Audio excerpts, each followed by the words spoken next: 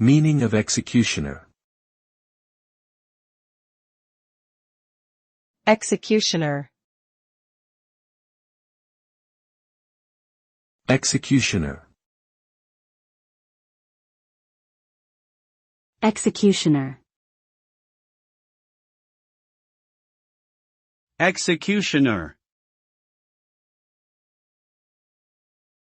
An executioner is a person who carries out the legal sentence of death on an individual who has been convicted of a serious crime, such as murder.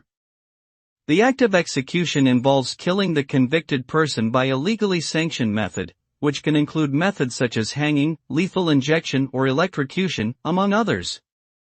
The role of an executioner has generally been considered to be morally complex and controversial, as it involves taking a human life as a result of a legal decision.